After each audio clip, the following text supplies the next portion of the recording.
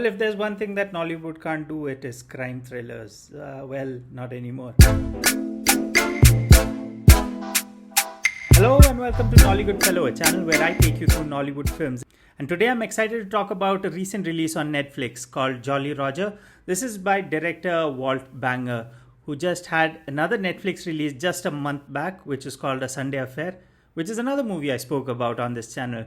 So, yep, guy's been having quite a run. 2 Netflix releases in a span of a month or so.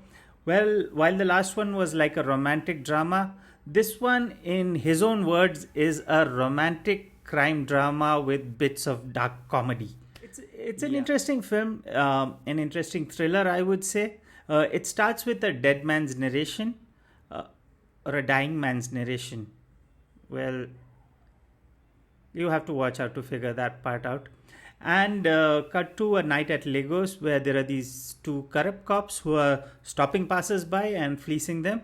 That's where Roger, as the word, comes in from. It's a Nigerian word for taking such bribes. So these 2 cops are busy taking bribes, and our protagonist drives right into them. And these cops try to fleece our man, and they follow him back home.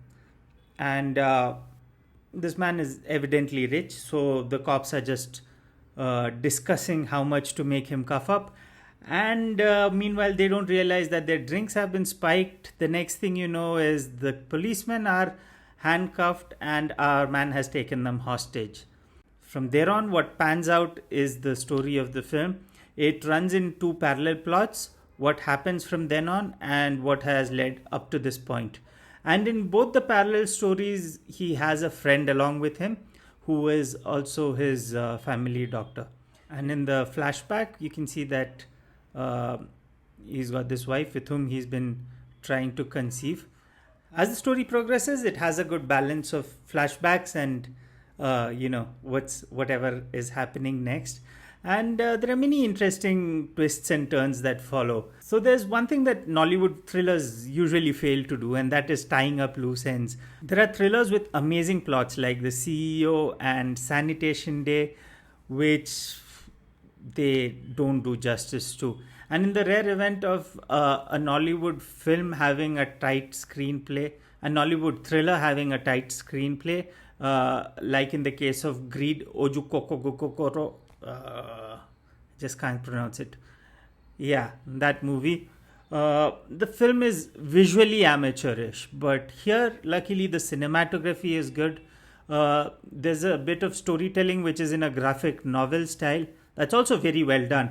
And there aren't many locations, but it's really well shot. The cinematography is excellent. On the flip side, the suspense is not something out of the world. You can see it coming, but then it's not an out and out disappointment too. And there are a few smaller plot points which could have done with a little more explanation. But this is a really good attempt at a thriller from Nollywood, and the performances are pretty good.